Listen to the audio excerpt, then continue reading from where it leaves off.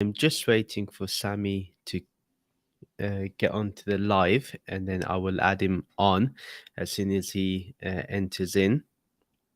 Nice to see everyone. I hope everyone is well. And so, yes. Hi, Team Ducky.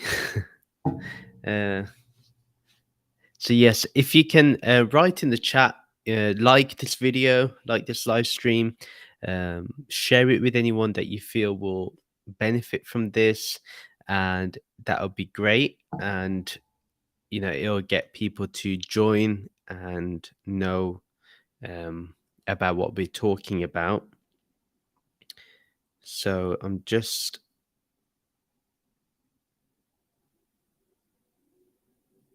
gonna be,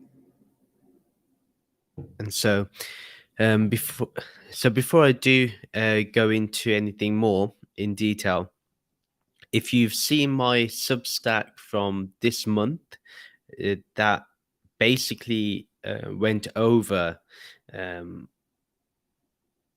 Hi, Dimitri. I went over some of the ideas that I had, and we probably will look at some of those points. So that's one thing we will do.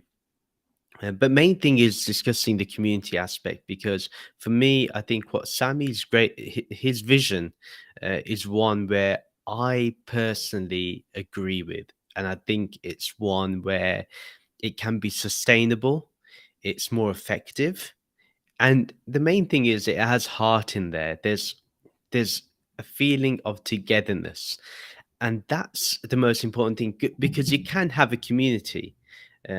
I've been to many places where they've strived to create a community, but what happens is people tend to be uh, they tend to still have a bit of ego, a bit of separatist type of individual kind of vibes that they give off.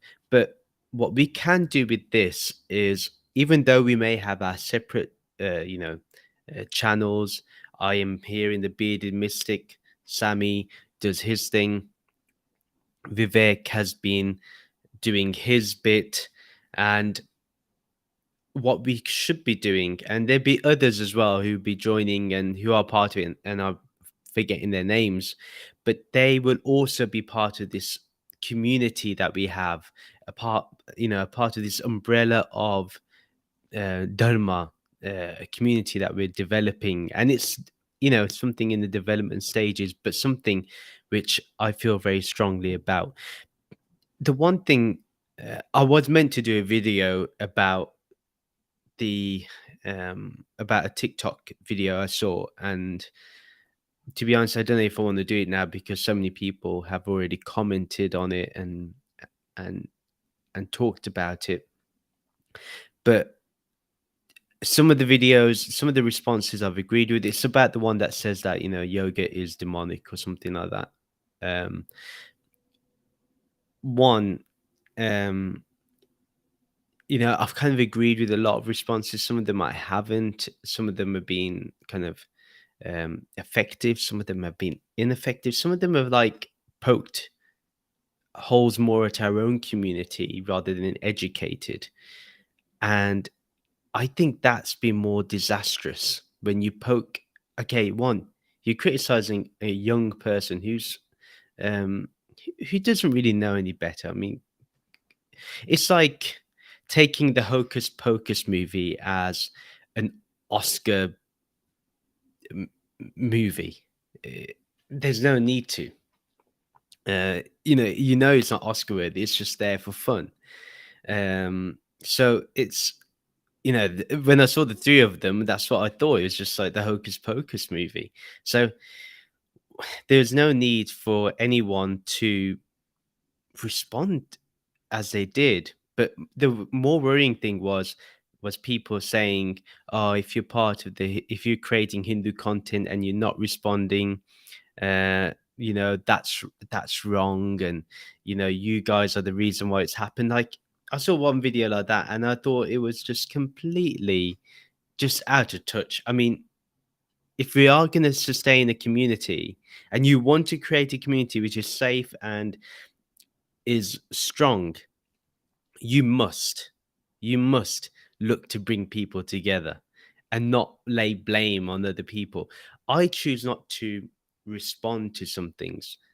That's because I know that I will create something from my ego rather than something from my heart. Now, if you create something from your ego, you only add fuel to the fire. If you respond with your heart, you're more likely to actually calm the waters, calm the turbulent waters, and actually bring about a more positive solution. So I understand. People are upset. I get it. I get it. I totally understand. But again, one thing I will say is the response needs to be at the ideology or the content creators, the actual content creators that really do create content to go against our philosophy, or not even, they don't even know our philosophy. So how can they be against it? They don't really understand it. I've seen many TikTok lives where I've been a part of, and they've clearly not understood what our philosophy is about. They've clearly don't know the vastness of it. They can't fathom it. They can't comprehend it.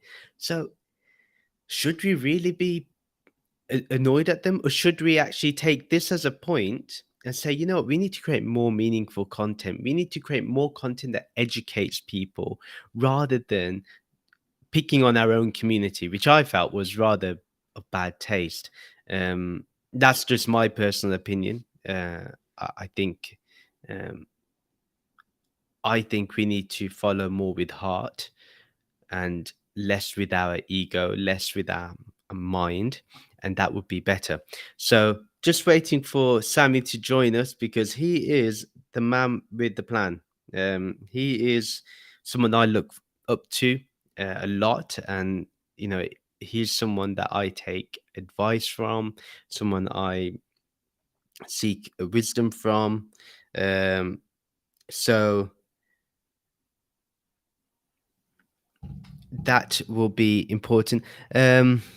Manu, I see you're on. I'm going to um, I've shared a link with Sammy. He'll share it with you as well on how to join the stream. So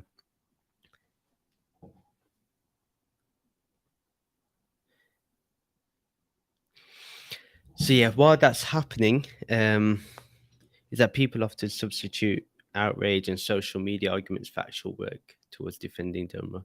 Yeah, I see where you're coming from, Dimitri. That's a good point. Um,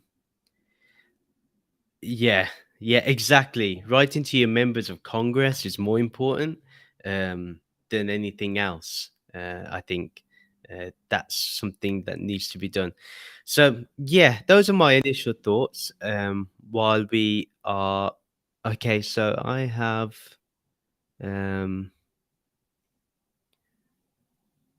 Sammy on, and yes, here we Can you go. hear me? Hey, I can hear you now, bro. How are you? Awesome. Yeah, for sure. Wait, let me leave. I want SammyVada to be on the name. Hold on. I'll be back. Sure. See if you can change it already. Let me see if I can Let me change change it. it. I can change it for you. Okay, cool. Yeah, there we go. There you go. Is that Yeah. good? What's up? Yeah, good, good. So, yeah, no. First of all, great introduction. And the first thing, wait, let me just test something. Can you hear me still? I can hear you. Okay, great, Just want to perfect. check with the audience. Can you hear Sammy Yeah, well? yeah.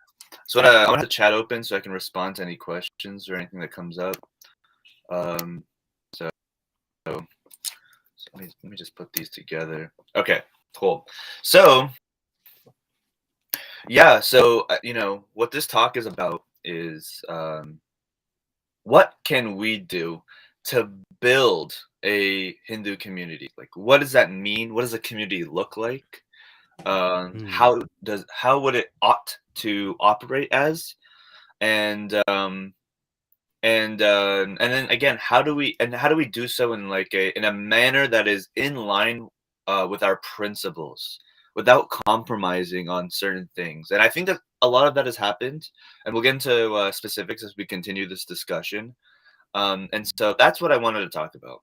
I know earlier you mentioned about the yoga little TikTok, the demonic. Yeah.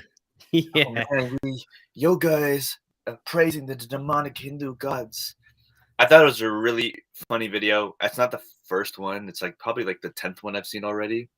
And it was really Mm. interesting because it was the 10th one. It was like it was it was like I've seen many of those this year alone. And silence, crickets as a response. People in the comments, people trying to respond, not really getting anywhere.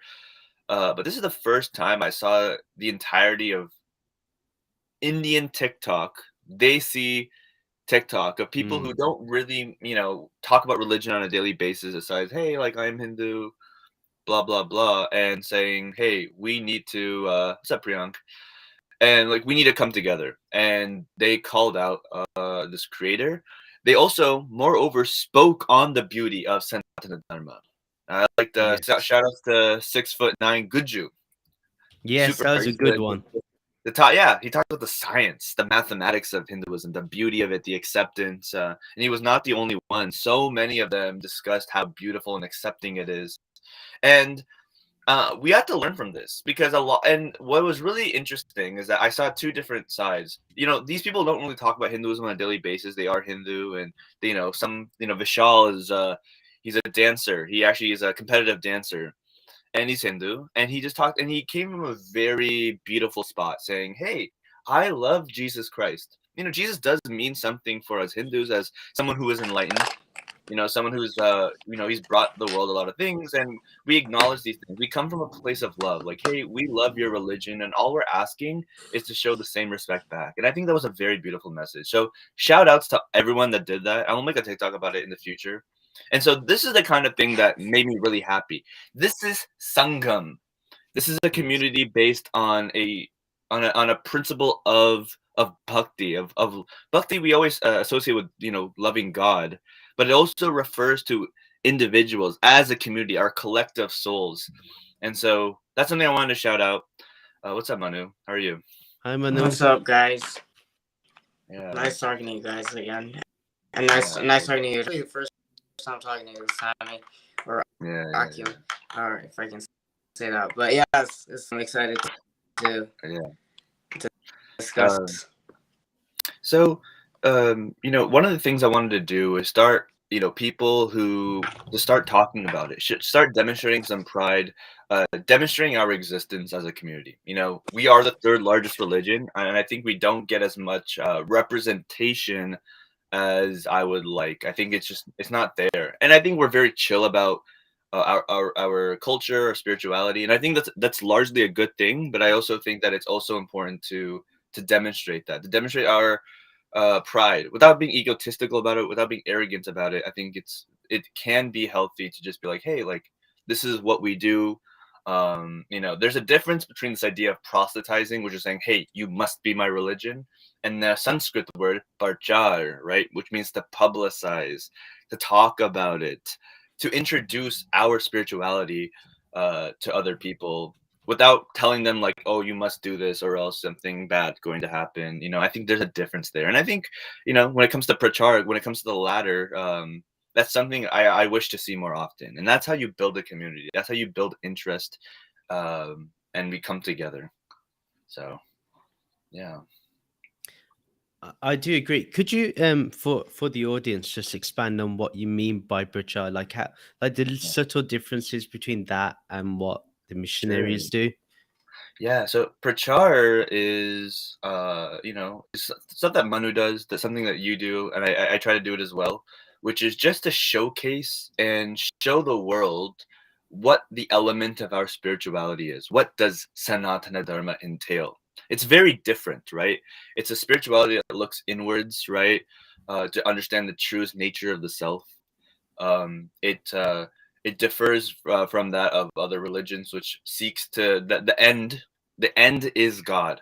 the end is some sort of paradise. And I think these contrasts, right? Because I always say, because the Abrahamic religions are the dominant ones in society, people tend to think all religions operate under the same mode of thinking. And that's not true, right? That's one of those things. And I think it's also an echo of the colonial era to suggest that, right? Everyone wants to look at Dharma through the Abrahamic lens. And so part of that results in so many misconceptions and um of what Sanatana Dharma is really about. And so education is really, really important. Education allows people to understand the delineation between what makes our spiritual tradition so unique and the very intellectually forward aspects of our spirituality. And so demonstrating that and just showcasing that to the world is what Prachar is. It doesn't ask you, hey, would you like to follow it? It doesn't, that's not the front and center motive. Of course, if anyone wants to, that's lovely, but no one needs to. And I think it does two things. This does two things. By setting the record straight, people have a better understanding of what our spirituality is. Yes, exactly. The Bhagavad Gita is like the Hindu Bible. That's one of those examples of that projection that goes on. That's a really good example. But also, like, in the growing, have you guys seen that very disturbing Rutgers report? Actually looked at online information and like word association with Hindus, and it is overwhelmingly negative. Hinduphobia is indeed on the rise, and it's because of the following things, right?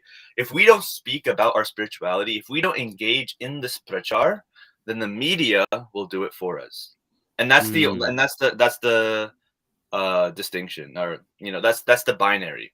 And so that's something that we have to hold for ourselves. We need to take ownership over the conversation that we are having about ourselves, not for outsiders to do it, not for third parties to do it, but us, and have those conversations and being able to acknowledge those things. I think that's what it means to have prachar. Thank you, Sammy. Munda, would you like to add anything on? I think it's very good, like, because when you communicate something, I don't know how people necessarily perceive things as inherently true or not. People can discern to be much more closer to the absolute truth. So it's like, if you if you uplift those kind of that, you don't really have to like force it down people's like minds. I think people will naturally gravitate towards it by just sharing what these like where the original scriptures are, like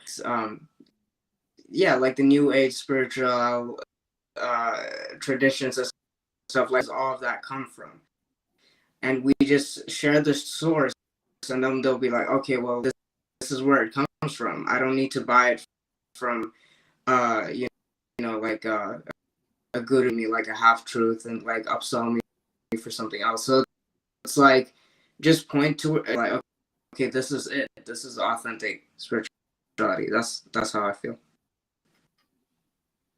Yeah, I'm with you on that. I think I really like the idea of prachar. I like the idea of inviting people in to learn more. I think that's a good thing to do. That way, it sets us apart as well, and also accomplish what needs to be done, which is the education. And like, people are only scared of something they don't know. So the challenge for us is to make sure people know. And instead of seeing it as an attack, I see it as now an opportunity that we can step our game to a higher level. And especially if we're having people from brown TikTok create really great videos about the and responses to these things. I think that's very telling, and we need to keep that engagement going on, for sure. Right. Yeah. I wanted to kind of tie it in with Priyanksha's. First of all, shout outs to him. But books that helped us better understand our religion, spirituality. Everyone likes to say, and I've heard people, other Hindu people say this. Someone's like, "Hey, what can I read to learn about Hinduism?" And people will be like, "Oh yeah, just read the Vedas. Let's start from the Rig Veda, finish off all 4 books, and then you'll learn." I'm like, "What?" And so and to me, it's like a very like that's the idea, like 1-to-1. You try to be like, okay, if you can read like the Bible, for example, then you can read the Vedas, and that's not how it works, right? The Vedas are very obscure, they're very archaic, and they're Yeah. later expounded upon, and the direct message comes from the Upanishads, and that Upanishads is later summarized with those commentaries and bhashyas on it, then becomes the Bhagavad Gita as a synthesis of these ideas. And so that's like sort of the hierarchy of text and how it progresses into clarity. But one cannot just read all that. And so I really tell people to read books written by yogis to really try to understand it. I think it's a very direct way it's a very clear way of trying to understand dharmic spirituality. To me, like I know Rishi, our friend Rahul and I's friend, Rishi Chidananda, was very much inspired to become a monk when he read Autobiography of a Yogi. I've yet to read it, so I don't know how powerful it is, but clearly his story, I mean, is very telling, and a lot of people seem to be drawn by that book. It's a bestseller. Another one is and what is one of the TikTok ideas that I have is to do a book review on various and try to be like, okay, how helpful is this for education? And so Yoga Sutras of Patanjali and the various commentaries. I think the most famous one is Sachidananda. His commentary, Sai Sachidananda's, his commentary on it is very, very good. He goes over the Sanskrit, so he actually gives you Sanskrit lessons as he's teaching you about the philosophy of yoga, of union. And so things like that, I think, are 2 things to start with. I want to go through all the different commentaries published over the Bhagavad Gita and be like, which one is the best one? And I guess it also depends on your sampradaya. If you're Dvaita or Advaita, different commentaries will suit that darshana a lot better. And so, again, there's a lot of information that we can sort out and get through. And so that's one of the things we have to do. And then this is also going to be part of our conversation, is refining our messaging to make it very clear and direct. I started having interfaith dialogues over this past week. I went on Christian channels, I went on Islamic channels, and I started talking about Hinduism. And while some conversations were indeed respectful, some of them were from the go in absolute bad faith. What they want to do is try to catch you in some sort of contradiction, because you're there to have a calm conversation. You're not there to like do any gotchas. You just explain it. But they're looking to nitpick everything, and obviously sometimes I'll misunderstand something, purpose or not, I don't know. And then they'll be like, "Oh, you said this, but then you said that. Okay, contradiction. Okay, see, illogical, right?" And that's not a good faith way of introducing a conversation. So things like that, having a refined message so that people can't do random gotchas to spread misinformation, I think that's very important too. And that's kind of what inspired this me reaching out to Rahul to talk about this, was those sort of interactions and experiences. So Yeah, they were quite disturbing. Some of the ones that I saw, that I managed to take a look into. And then, okay, being on the live was one thing, Sammy, but then the aftermath also, where they were recording what we said and then kind of misinterpreting and yeah, kind of taking snippets out so it'd be easily misunderstood. Like they're on top of their game, and we need to also be on top of our game. And I really like that you said that.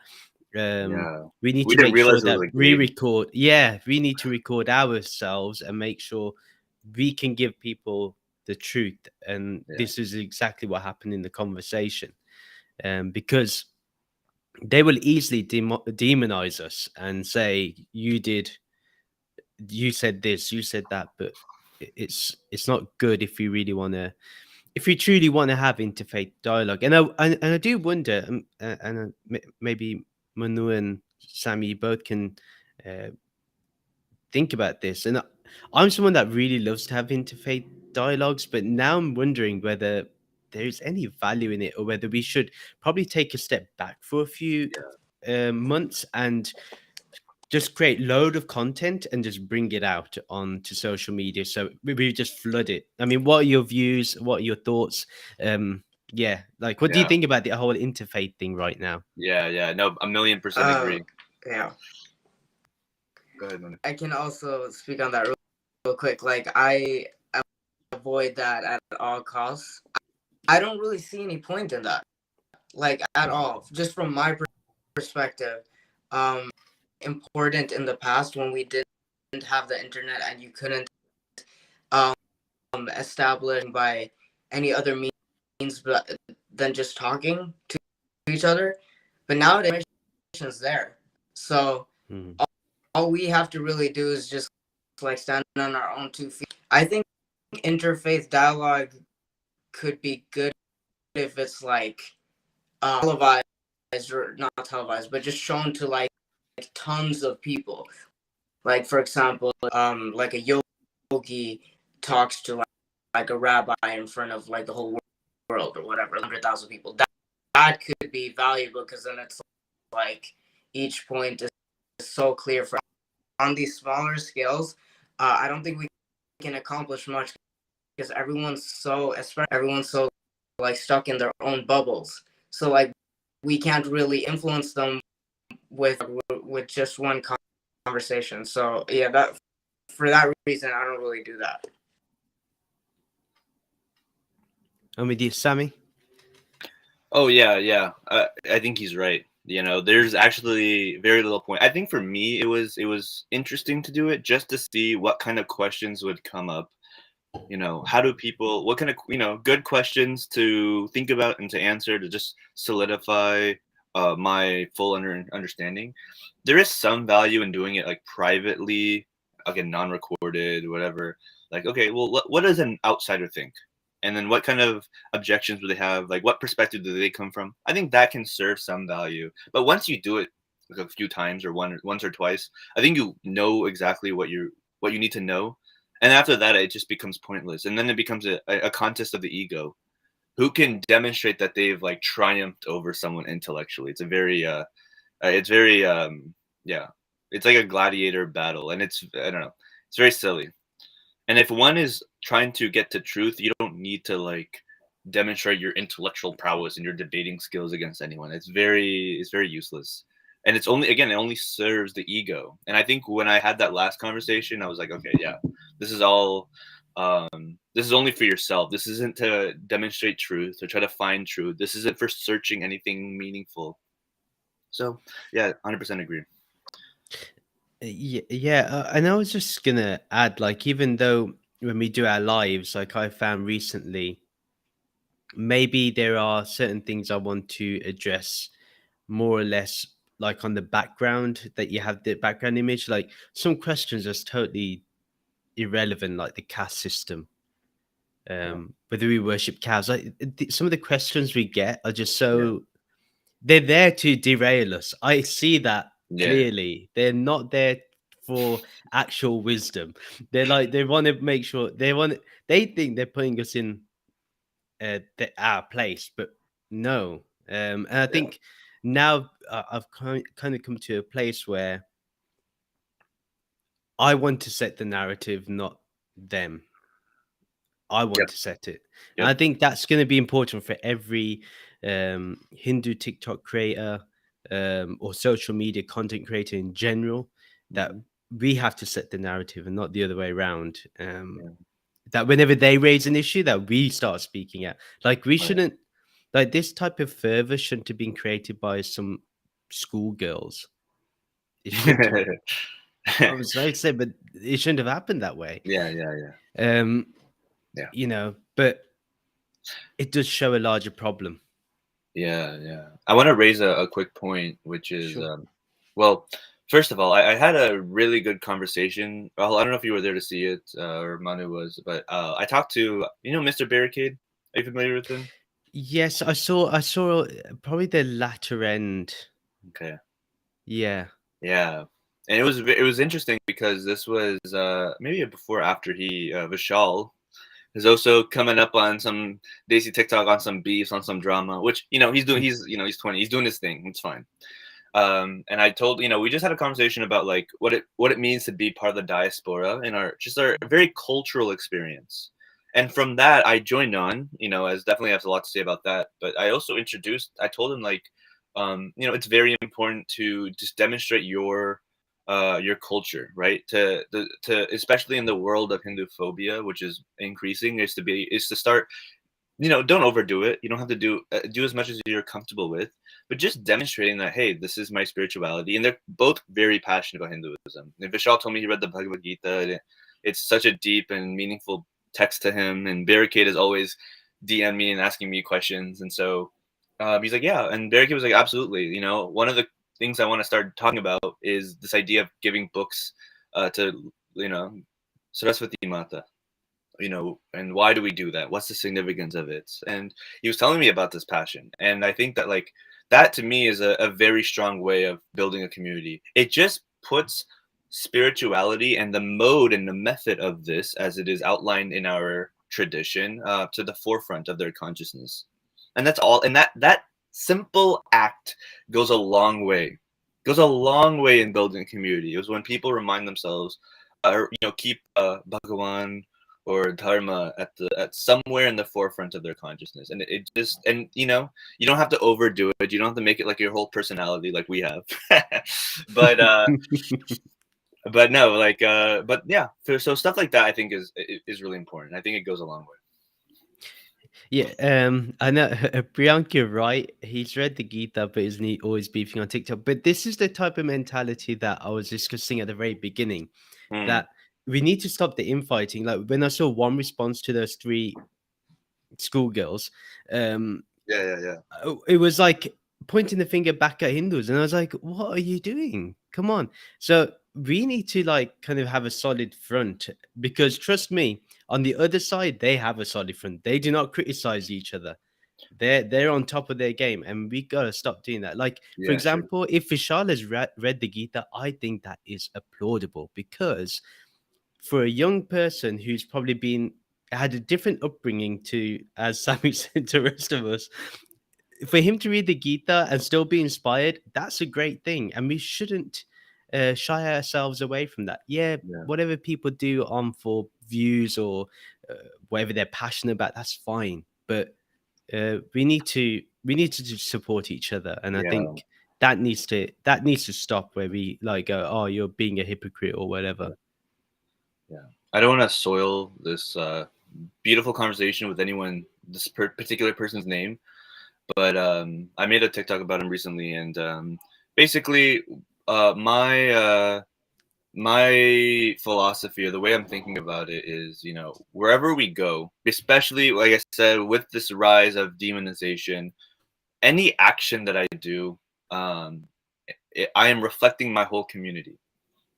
And if you do something wrong and it looks bad to a community, they're going to label you, oh, this Hindu, this Hindu, this Hindu, that. And so and this is part of it. This is life. And so being an upstanding person and a citizen or whatever is, I think, is relax, Vic. but yeah, I think all of that is very important. Is recognize that wherever you go, you are representing your community. You're representing your ethnicity, your nationality, so on and so forth. And I think that's something to remind people. So, and that's what I mean. Vishal, when he has his beef, like he has to keep in mind that every time he's acting up or people see him as a clown, he's there. And this is how humans operate. They're always associating his identities along with his actions. And so, and I think he knows that, and he acknowledged that. So, yeah, from the conversation I saw with you, Mr. Barricade, and him, he did acknowledge when you raised. I think you raised this very point yourself. Yeah, On I that. told him that, Yeah. like, and I told him like, okay, look, I'm not gonna tell you what you can and cannot do, but at the end of the day, when people are threatening our spirituality, they say something derogatory, I want to see all of y'all come together. And all the people all those schoolgirls, yeah, they're beefing, they're little being mean girls to each other, but they all came together and made beautiful messages about Hinduism when disrespect was being given. And they said, and it was very, and I honestly, to me, that was a very beautiful thing to see. That when the chips are down, all the beef, all that superficiality, it dissipates, and we come together and we stand with each other. And I think that's a really cool thing. Yeah. Yep. I'm with you on that. Any more thoughts, Manu? Not really. I think we covered it all. Good. Sammy, any other points that you wanted to mention? I know that you were creating some talking points and some things you For wanted to sure. discuss. Yeah. Well, I wanted to talk about different ways that we can, refine and build our community. And we talked about, education and book reviews, things like that. We talked about building a community, coming together with one another. To me, I look at the 3 yogas as ways of building a community. You have Bhakti Yoga, Jnana Yoga, Karma Yoga. And I think it kind of loosely operates in that order.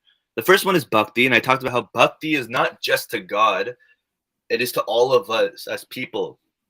We are all,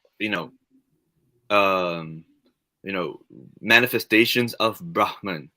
At least that's what I feel. So, to me, to have a sangam is to have bhakti, camaraderie with one another, genuine and what's the word? Unconditional love for one another. Because on the virtue of us being human, or jivan, right? Of having jiva. And I think that is very important. No matter who we are, what we're like, there's this unconditional familial love with one another. The Vasudeva Kutumbakam, the universal family. I think that's very, very important because our principles of Dharma is not to feel or not to make anyone feel ostracized for who they are. We are very inclusive. We are very accepting of all people, all walks of life, all species of life. And I think that's the first principle. And I think genuinely just having this idea of camaraderie is really important. I'm in New York right now, but when I get home, I actually got my my computer, my new one, which is capable of streaming. And one thing I just want to do is on Friday nights, I have like some group chats. I know you and I are in some, and I just want to play some board games, and I'm gonna stream it on Twitch, and it's just gonna be us as Hindus playing games with each other, making jokes, streaming it, letting other people come watch and join in on the fun. And it's going to be obviously primarily targeted towards the youth and showing that, hey, like, let's have fun together. Let's all participate. Things like Jackbox, which I think a lot of, like, tens of people can all participate. I think hundreds can if you're, like, an audience member. And you can participate as an audience member. Having that, like, just participation as a Sangam is a real good way of bonding as a community. I think it's really cool. Second one is jnana, knowledge, right? And so that's where the education comes in. That's when we can spend time discussing our philosophies. Why? And asking those questions. Priyank asked a really good question on a group chat, which was like, how do you view devatas? Are devatas these beings in the upper lokas? Are they in Swarag? And I said, to me, I gave him my answer was, in mythologically, Manu maybe may have an answer. I'm curious what Manu thinks about this idea. What do devatas mean for him?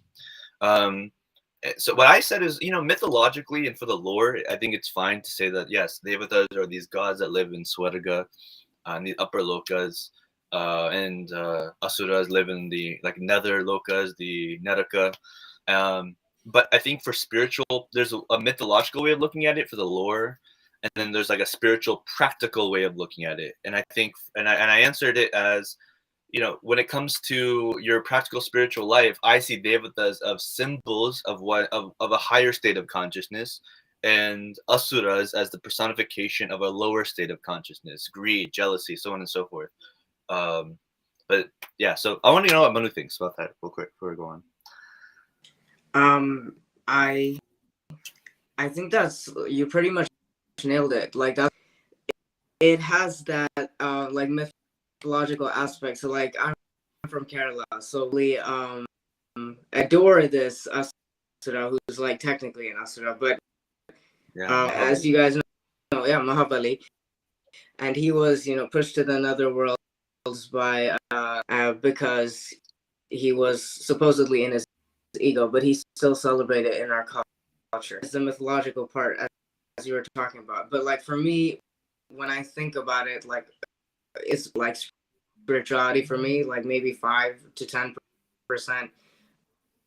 like the mythology. But I think of like when I picture like Sri Krishna, That's like the most high everything, like that covers Sri Krishna's to me. But that's not a devata. But I mean, like so I don't really pay, like the Indras and stuff like that. Yeah, Yeah, that's okay. just like I just have like kind of a single focus on just what I reality. Yeah. Ekam Sat, the one truth. Yeah. Yeah, Um. exactly. Yeah. So, and I think answering this question, that jnana, right, this vidya is very important, right, to educate ourselves, arm ourselves with knowledge. And so that's one of the things. So once we establish this camaraderie and this unconditional love for one another on the aspects of being jivan, we educate each other on like higher truths. What is this one truth? Brahman. And then going over Dvaita, Advaita, Vishuddha Dvaita, the Sankhya philosophy, Purusha, Prakriti, Shiva, Shakti. I think these are all beautiful. Can one say trippy? I don't know. Philosophies of Sanatana Dharma, and I think it's really important for us to learn about them. And I think they're just to anyone. I don't care who you are, you would find them fascinating. Even my Gora friends find these fascinating. Like, oh my god, this is so cool. So that's one part of it. And then finally, and this is honestly the most important, I guess they're all important, never mind, I can't say one's more important than the other, is dharma, action, acting on these things. And so how do you practically operate this philosophy? And I think it's in two ways. First, part of that bhakti and acting on it, right? There's a lot of that goes hand in hand, is I want to start doing things where we pray together. And like we check in, we maybe show up on a Discord, on a WhatsApp, we join a call, and we do like a quick 10-minute prayer, like at a certain given time. Wherever you are in the world, we clock in together. We're like, how are y'all doing? Let's do some quick meditative prayers together, some mindfulness practices, some pranayama. And we're doing it together, right? And doing that as a sangham. And so by coming together at those moments, wherever we are in the world, we are really reminding ourselves that we are not alone, right? In our struggles. We're not alone, and we're always there for each other. And so praying together. I fasted for Ramadan, and honestly, to me, that was such a powerful thing. One of the power of fasting, like they do in Ramadan, it's no surprise how the Muslim community is so entangled the way they are. And the reason is that when you are fasting for that long, you first remind yourself that you are not alone. Billions of people are doing it along with you. They're all fasting. In a sense, maybe this comparison is is more derogatory, but I don't mean to come it that way, but like it almost feels like you're trauma bonding. You're like almost hazing together. You're all going through the struggle together, holding each other accountable to like, hey, push it to iftar. And that brings you together. And when you all make it together and you're sitting down and you're feasting as an accomplishment for all that fasting, it bonds you as a community. And so you wanna die for each other because you went through that. And we have that. We have this idea of bunts. It's just that because of the various different ethnic practices and so on and so forth, it does get a little divided. And so I want to try coming together, right? We can celebrate our diversity, but also have some unique common practices. And so that's something we want to do. And then finally, I know I've been talking for a while, is put our actions into words in terms of seva. Let's and having really allowing our philosophy to produce some good in the world, especially in my community, in my local like community where I see a lot of hunger, income inequality, a lot of homelessness. Our philosophy does not tolerate such suffering, material suffering, right? We want to help these people. My friend Rishi, as I mentioned earlier, what he does is he gives them food, granola bars, which I think he says that water bottles and granola bars, because that has a lot of carbs and protein that allows them to like have fuel for the day, and it's like healthier. And then he, in the park, I think once in a while he'll just Om chanting. He takes all the homeless people in Central Park in New York and chants Om with them, and just because being homeless is a very traumatizing experience. Just being there and seeing them as human, the rest of the world has neglected them, is the essence of Dharmic philosophy. And so these things, and if we're doing it together, again, it bonds us. Through action, we are bonded. These are ways in which we build a community. Bhakti, Jnana, Dharma. So yeah. Excuse me. Yeah, no, wonderful, Sammy. Sorry, I was just noting some points down that you made. I really like the granola bar and water giving as a server because you can do that wherever you are in the world, and we can Yeah. all like get together. We can say, it's at 11 o'clock wherever you are. You're gonna go out and just do that, like on a Saturday or a Sunday, whatever, or whatever time in the evening. But like that's something we can all do collectively wherever we are in the world.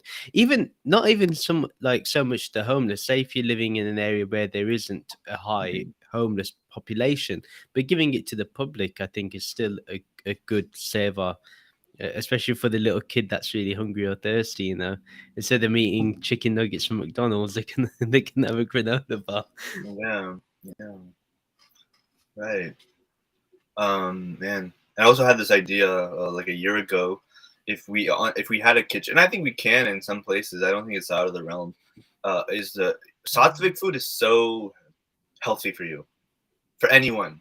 The way sattvic is outlined, it is, it uses specific oils, and those oils have been proven. The oils that we are avoiding tend to be carcinogenic, especially in the way when it reaches high temperatures and what it does. And so it limits the type of oils you use, the type of food that you're eating, for very good reason. And to me, it's very sustainable. It also, like I said, gives it focuses on long term energy rather than giving one a short term rush of energy. Um, and in the long run, if we had like a kitchen to produce sattvic food en masse, you know, Sikhi does this very well with langar. ISKCON does langar. You know, as much as we disagree with ISKCON, But they do you longer. Yeah, respect it. Yeah. yeah. And so, these are very practical things that we, to demonstrate dharmic philosophy.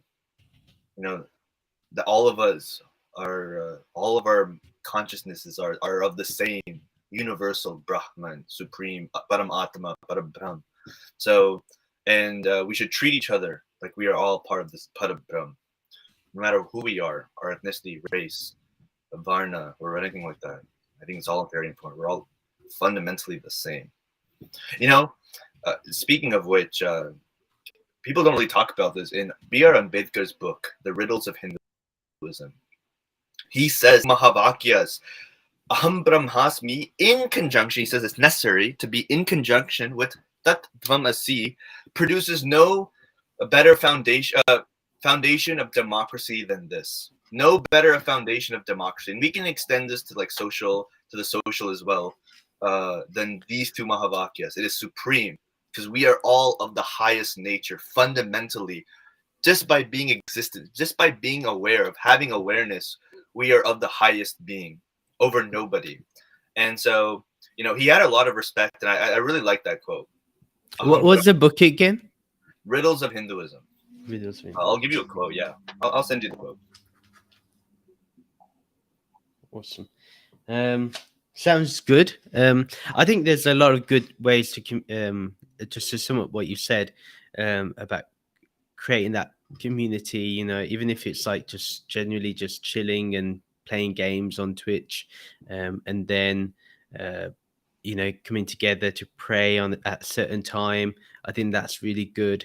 So yeah, those, and then doing seva, those things are very, very good. And I think that's where I find especially the Ramakrishna mission a bit special, because they have incorporated that element. And also with the Shirdi Sai Baba temple, they're really good over here in Atlanta, where they do a lot of seva, they do a lot of community outreach, and they also do langar as well. So it's that's the Shirdi Sai Baba temple. Yeah, that's the one. Yeah, so they're pretty good too. I know people that have been quite good in the community, and there is even, I don't know if you know about, there's this organization called Seva too. Seva I don't, International. yeah, I think so. Yeah. They have a pretty big outreach here in Atlanta. But yeah, those are the only few, but they can be more, but they definitely don't get the same amount of publicity as say Khalsa Aid or anything like that. So I Yeah. think that's something to definitely take a look into. Yeah. And FYI, in 10 minutes, I think I'm getting kicked out of this place. I'm gonna go next door, so I'll be back. But I just want to give you a heads up that there might be a brief interruption. No problem. No problem. Yeah. So, Manu, were you about to say something? Oh yeah, in India, there's a really good foundation called Akshaya Patra Foundation that and it's funny because I believe they are Hare Krishnas. I'm not sure though, but great work. So if you guys want to contribute to the youth, then that's a good foundation. Okay, good. Yeah, Okay. yeah. We should keep Awesome. these foundations in mind of people we should reach out to if we ever need assistance of building our online community. Because what I've noticed is that none of these have a strong youth community. They're very much in person in their localities. And so because we have these itemized localities of communities, while they might be effective in many areas, they don't unite the entire system. That even, Chinmay Mission has this, Yuva obviously means youth, and very lackluster. And people are telling me, oh, you should just do that instead. And it's just not the same. It's not the same. And I think I talked to a lot of some aunties about it, and they're like, okay, yeah, I see what you mean. And so this is what I think is really important. There is one thing. This is going to be, I think, the most uncomfortable part of our conversation, but absolutely needs to happen. And this is this idea. I'm gonna make a TikTok on this, but I'm very afraid because I did get, I got some donations. Very grateful about the donations I've gotten. I don't need any more, if anyone's wondering. I think I'm good, but it sucks because I did accept the money, and I'm gonna have to talk about some uncomfortable truths, which is we should be able to criticize and reform aspects of our spirituality or things that we recognize are contradictions of how we are acting versus what we say or what is our principles, and be able to have open dialogue about this. And to me, it's things like sometimes there are people in our community that can be a little bigoted towards other religious traditions. There are people who still find the hierarchy of occupations to be something that we should continue and discriminate on. And these are things, while I used to be against this idea that we shouldn't talk about it because it doesn't pertain to me. But I'm trying to realize that if we don't talk about this, again, if we don't own these conversations, then the missionaries will, right? Some other organizations will use it against us. And this is part of owning these conversations. Your Audrey Trutskys of the world will talk about this, and I want to change it from within. And so these are also very important yet uncomfortable conversations that we need to talk about. So, Sammy, just to kind of poke a question there, how would we have those uncomfortable conversations? Because I'm a bit skeptical about having them done publicly. Yes. Because we're already having an onslaught of other forces going against us. So how can we make sure we can have those open discussions within our community so our community can engage alone rather than any outsiders? That's a very valid concern. And I think I agree with you. I think the first thing is to I think you're right about having these privately, but also, this is the catch-22. I want as many Hindu people to visit these conversations. That is very important. I don't want non-Hindus to visit these conversations because it tends to be weaponized against us. And so having that's the balance. But I think you can do it, right? Having something like a Zoom call or a large Discord group, some sort of online sphere that is closed, right? That you need special permission to enter, so that we can have a safe space to host these conversations without it being weaponized. I think is the key. And I haven't fully brainstormed these ideas flushed out, and that's a conversation for the future, or we can have that conversation. But that's a question I haven't really thought about. That's something we're gonna have to come up with together. So yeah, I'm willing to do it now. The reason why I asked the question was, even if the ideas aren't fleshed out, we can flesh them out even live right now. That's fine with me. I mean, as long as you're fine with it. I mean, I'm good with it. we can. We'll do it when I come back. I know we're hitting the 5:30 mark, so when you can initiate the conversation. I'm down, and I can join up in like 5 minutes. But yeah, absolutely. We'll start this conversation. I'm gonna have to go in like 2 minutes, 3 minutes. They're gonna kick me out 5:30, so sort of pack up and everything. But Sure. yeah, man, this is gonna be hard. This is really hard because it's kind of initiating this. But I know Nish the Fish has a very good Discord channel. I think it's called Sangam something. Are you part of it? I am, and he's pretty big in general. Like, he's so busy. I mean, I've been trying to get him onto my Conversations podcast. Yeah. He's traveling and everything. He's but super busy.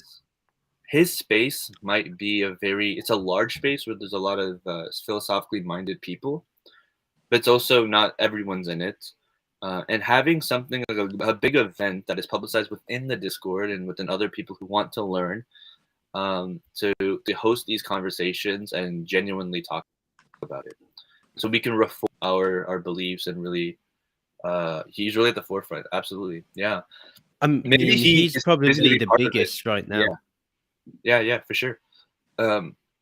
Maybe he can't be part of that conversation, but at least we can allow him to open up his Discord space for us to lead that conversation. I would say, mean, like, I wouldn't want it that way, but yeah, like we could look in, but I personally wouldn't want to, like, insert myself. Okay. Yeah, I mean, we have to kind of invite him in on it, and on top of that, what's more important is actually more or less promoting what he's doing rather than getting him to, because he's teaching a lot of philosophy, a lot of the basics, which is actually good for people. If they want to spend the time. Like, he actually has a whole system I've seen on his Discord, and hey, you guys continue. I'll join up on my phone in a second. Yeah, sure. That sounds good. But yeah, I think with him, it's just about seeing if he has the time, and then just gauging where he wants it to go, because a lot of Hindus have also given, in my opinion, some of the responses he's had on his TikToks from fellow Hindus has not been kind either. It's been rather distasteful. I think, like, I think I'm guilty of that. Like, one video that he had kind of trick ego kind of response, but it because it's in Western spirituality that has been a problem, is like people are extremely ungrounded and just very ungrounded, because that's the whole nature of West. He was promoting the idea that you are not your boss, and then like, I saw that video before, but then I saw him, like, make that video again, and but it's like that kind of stuff. Just like, when I see that, and like, just the world we live in, like, I don't think we can go out putting out those kind of messages. So I response, which I shouldn't have in retrospect, but I also feel like that message was such, like, it's that than to say your body isn't yours, in my opinion. But yeah, I agree. I about it. Or I definitely should. Yeah. Nicer about it. Yeah, I was actually probably on about the other one. That one's probably still fine. And he'll probably enjoy the. But I just thought about it doesn't so nice, in my opinion. But yeah. Yeah, I think those philosophical points are the ones that are good, because they are more they're taking more on a journey of understanding the philosophy, or maybe he's missed certain things out and he needs to express it, like things like that, which, or maybe he was deliberately being provocative, and Maybe. so I think, and I know that he does that sometimes to kind of just get people to think, Yeah. um and maybe spice things up a Yeah. little. But there was a few, I think once I think the video where he did about there's no such thing as Christian yoga or Hindu yoga, I think that one That caused a one. lot of uproar. But Okay. he's never denied the difference or denied the harm that is done. And I think a lot of people didn't understand the nuance of his points. So yeah, I mean, that was, but he's the single one, the one that I see who's not just spoken about it, but has engaged the most amount of people. Like, he has a proper Yeah, he's community. doing a great job. Yeah. And we have a lot to learn from that, I think, rather than more than anything, is how's he Yeah. created that community, how's he then sustained the community, and how he's further developing it. And he's only done it through one way, discussing spirituality. He doesn't go into the I think also he's banned. I think he said he was banned from TikTok Live. I don't know why, but he must have done something really bad for that to happen. So maybe he took himself being provocative a bit too far. Well,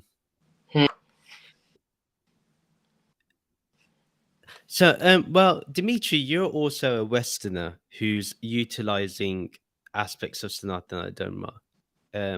Maybe, I mean, what I would say is it's really good if people who are Western and have come into Dharma, they should also create content. And you know, in my opinion, it's like the more content, the better.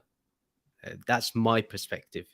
I'm happy with things being siloed and everyone's being individual, but as long as we're getting more content out, that's more important. But yeah, like for example, I'm gonna see things always from the Indian mind. I'm not gonna see it from the Western mind. That is actually like such an important point, because I think so influencers and stuff who come from India or who come with the Indian mind do not think we fully can always understand the spiritual challenges in the world. So, like, I think when, for example, this message that I was talking about, like him, you know, for in India, you can say that because, like in Hinduism, you can say that because everyone's so grounded, everyone's very present in their bodies. People trying to do astral projection. We have people literally trying to leave their bodies. Yes, right.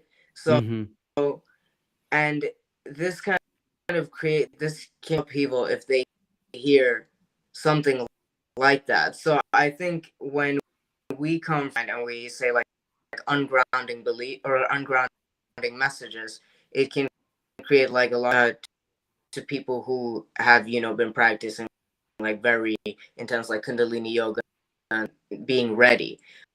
And I've like seen this among people like just becoming psychosis and stuff like that.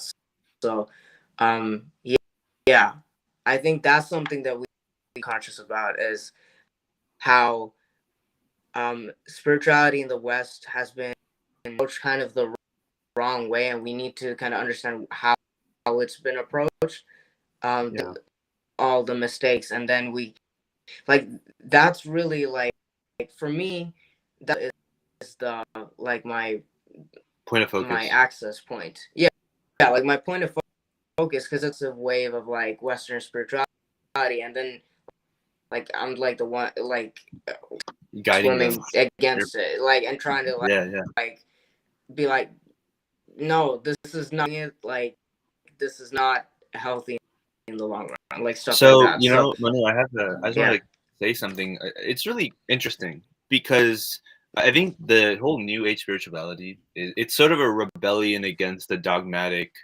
religions that they're usually brought up in, and they want to rebel against it so Yes. much that they take this like open New Age spirituality. You know, Mm. I'm just gonna think about my own thing, which isn't really structured, and I think they want it that way. And it also, in addition to like, this is how I know like Dharma is truth. It's synonymous.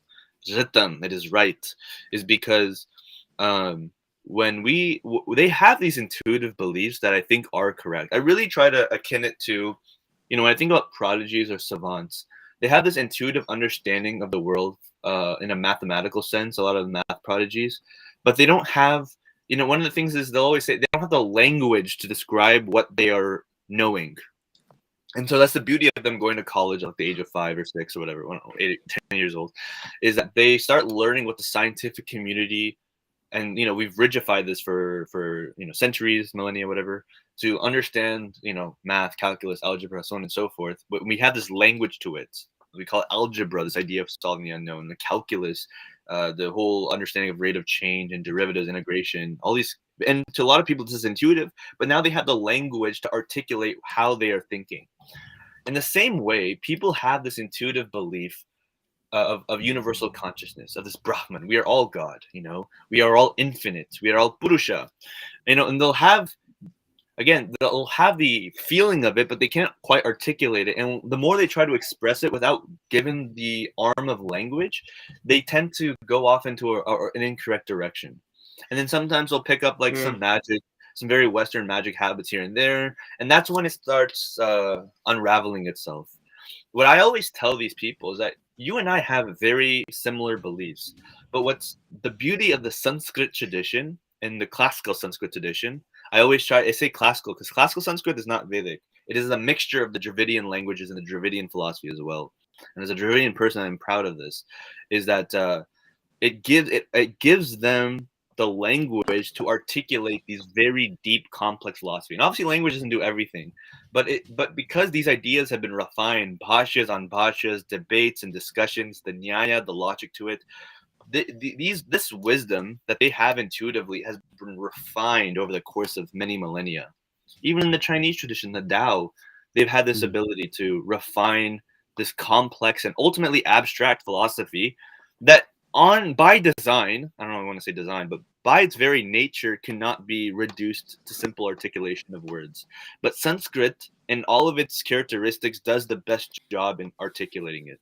And so what I always say is follow the Sanskrit tradition. It arms you with the language to describe these intuitive beliefs that you are having.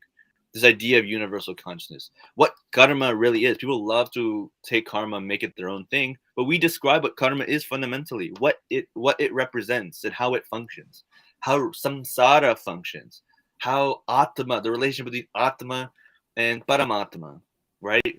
And what does it mean for Advaita? You know, there's a reason. You know, I love this that little talking point. This idea of why we call Advaita non-duality instead of oneness.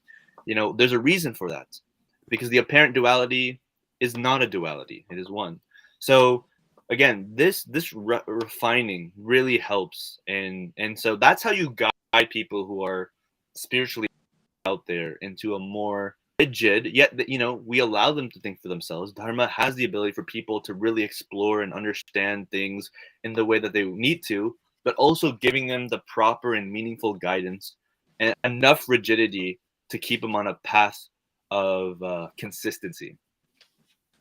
So that's to me what Sanskrit does. So that's one of the things that I've always told people. But I think Manu does it the best, because he really does. First of all, your videos are a work of art.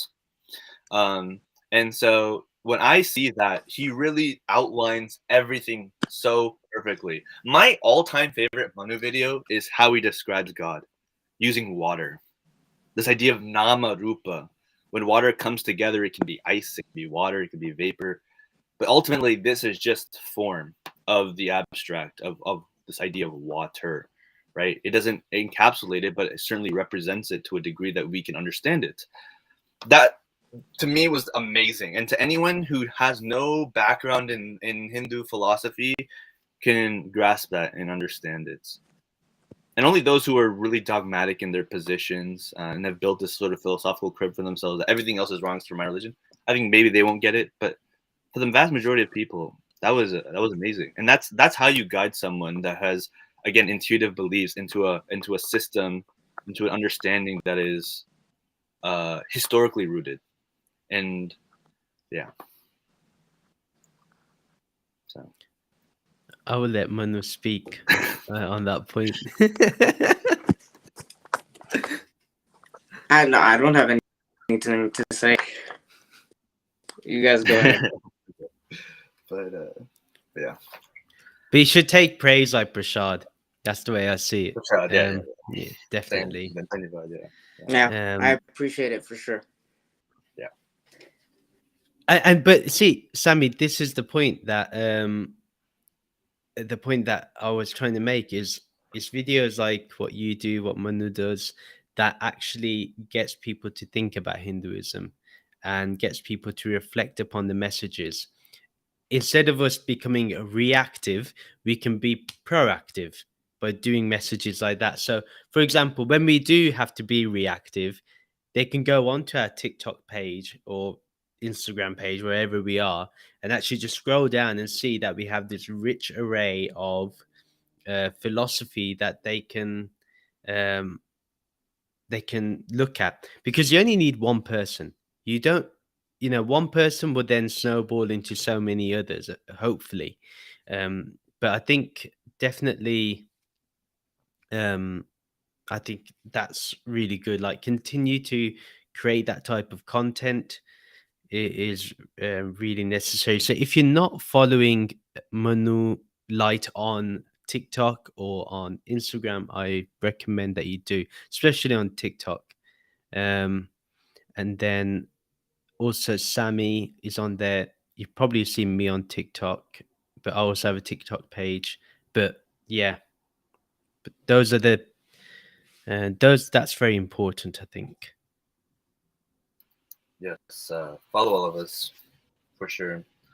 I want to see there was something. I wanted to, man. There was something else. I'm losing it. What I wanted to say something, but it'll come to me. Did we discuss everything we were supposed to discuss?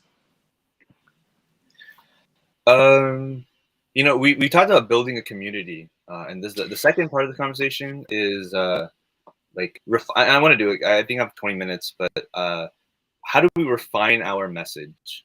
And this is where I start seeing, like, how can we articulate these things? And this is like, this conversation. Like, I think the most important thing is to like not scare people off. The most important thing, and the way we can, not scare people off, but it's just might find it too difficult or not as accessible as if we, for example, overuse, like Sanskrit terminology and things like that, because like at the end of TikTok, like then it's like majority of Western audience. So I think just the most accessible starting point for people, like that's the way possible starting point. Okay, Advaita Vedanta, go read the Upanishads. I'm not version. Like, go read the translation. That's enough, and then you guys will immediately basis of like most of Hindu, or modern Hindu culture. So that's like kind of the way I'm thinking. Like, make it accessible, but don't like Western colonize it. To where they want to go and learn Sanskrit, like that for this subject. Yep, I'm with you on that. That's a delicate balance, How do, and that's where, man, I think that's probably my biggest flaw is I think I over Sanskritize things. Now I'll never tell anyone. But yeah. It's like you have all the knowledge. It's like, how can you not use it? So I understand where you're coming from. Yeah. So like, now that you say that, Manu, I'm like thinking to myself, should I use the word God more? Because I really avoid it because That's really it doesn't. good question. You say ultimate reality. I know ultimate I say ultimate reality or formless awareness. Hmm. I'm more going towards formless awareness now. formless awareness. Hmm. Yeah. But That's but good. yeah, but how is someone like from a Western mindset going to understand that's the God that we're talking about? Like, Right. Universe sometimes, or I'll like kind of mix them together, and sometimes I use the other just to like get a balance of the messaging. I mean, it might not be the best approach, but I just want like a balance so where they box into a certain form of thinking. Yeah. yeah, I think I think certain words. I think Brahman. It might be a formless awareness because these are like the it epitomal words. is. Yeah, Like, I don't have it to is use. formless awareness. I don't have to use things like yeah, like I think proper nouns, like quote unquote proper nouns. I hate that. I hate the fact that I just use that word, but things like that I think are fine, you know. But yeah, too much going into like some like, oh, you have to know this sloka or that sloka. I think it's very that's like a next step if they wish to take it. Understanding the philosophy can be done without. Yeah. Yeah, and forget Westerners. That's even something for people our age and younger. Even for them, that's an important thing because not everyone's going to know. I mean, if my own parents don't even know Sanskrit, so I Yeah. think it's really important that we understand that English is unfortunately or fortunately the universal language in which where we can communicate the best and get our message across, which Yeah. is the most important thing. I'm more concerned about that right now than I have a question to ask both language. of you, But yeah, which is, so one of the things I always get is, why do Hindus believe in so many different things? Some people say that we are God. Some people say we are just a part of God, but not necessarily God itself. Some people think Vishnu is supreme. Some people think Shiva is supreme. Um, these are contradictions. There is no logical consistency to this, and it's a very hard-headed opinion. What is the best way to articulate the existence of this philosophical multiplicity? Okay, so like the way I tend to think of this as my opinion or like my perspective, but Hinduism, like Hinduism to world religions, I don't see it as a religion. I see it as, think of it as indigenous Indian spirituality. So in spirituality, you can have contradictory opinions, and it's like a continuum. I mean, a lot of it is found to be, but it's so vast. There's no one person that has been like, this is it here on the faith. It's more like we have all of this vast actually contradicts each other, but at the end of the day, we do believe that everything is divine. Right? Yeah, that's kind of how I think of it. Let me know. yeah.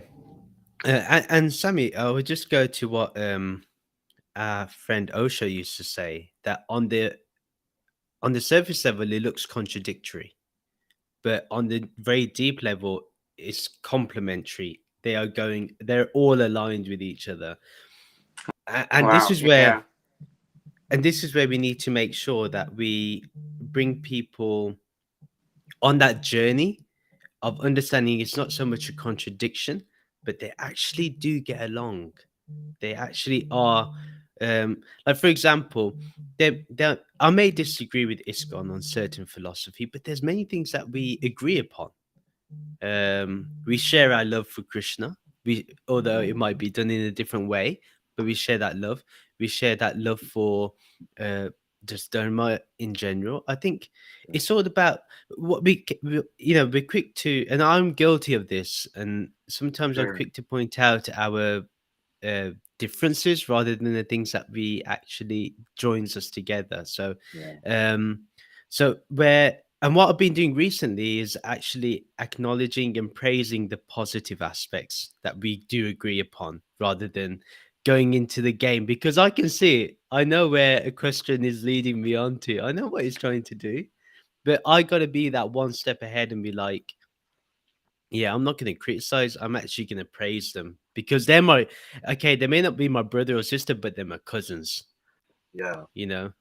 Can I send you, Rahul, I don't know if I'll be able to, can I send you a clip on YouTube? Would you be able to play it on stream? Or that's going to be too complicated? It's okay if it is, and I'll save it.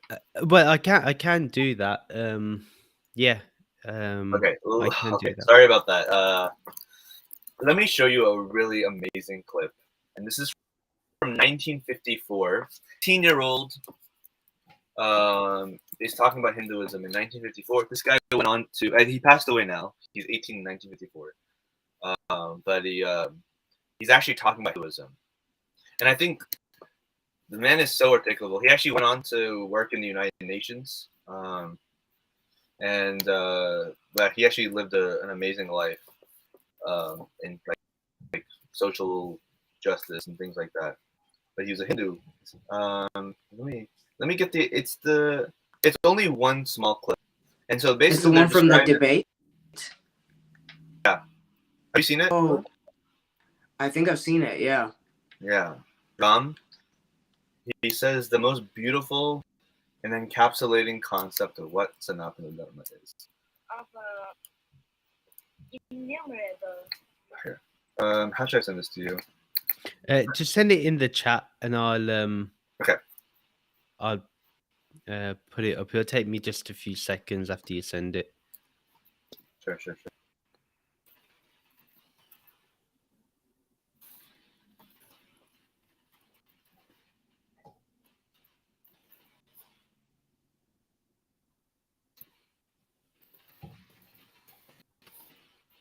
Oh, I can find this chat. Sweet.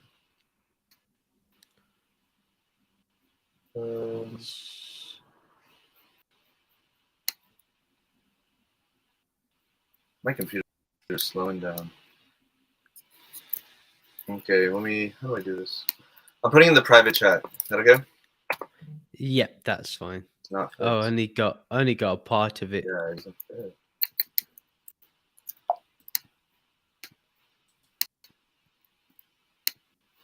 All right, so let's try so just a 3-minute mark. Let's see. 3:30. 3:30. Yeah, when Ram begins speaking. Okay, so I'm just going to. To me, such a beautiful set of words.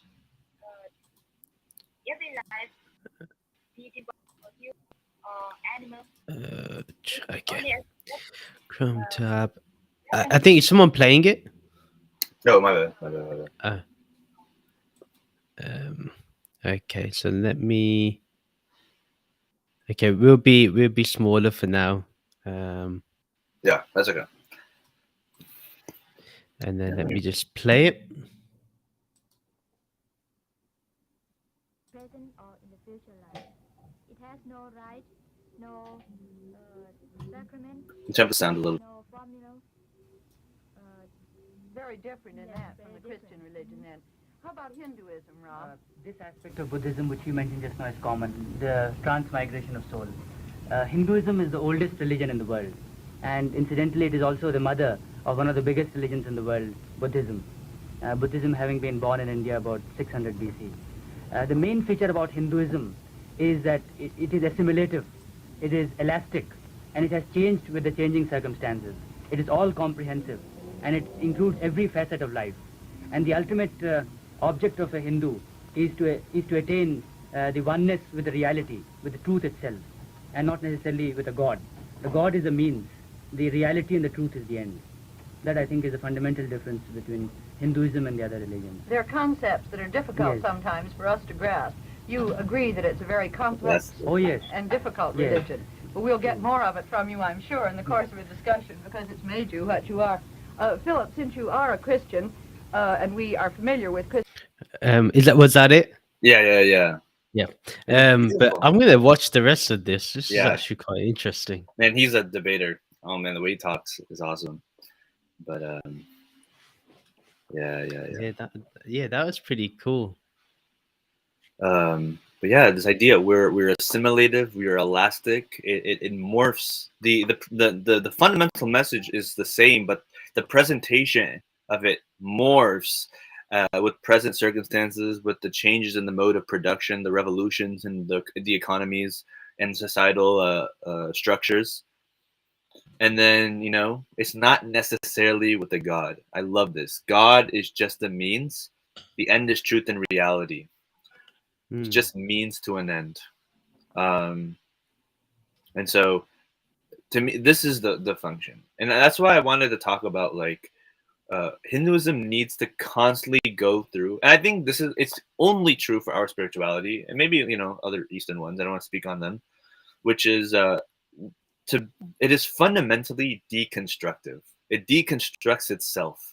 That's how it morphs it, right? The message stays the same, but through this deconstructive process, we're able to recontextualize the message for various different circumstances. And I think understanding the historical nature and the history of it really helps us understand why certain things exist. To me, I have a more deconstructive perspective, right? I'm more of the atheist side as well, right? I don't, there's certain things I think are a little too far-fetched. I take more symbolic meaning when I can.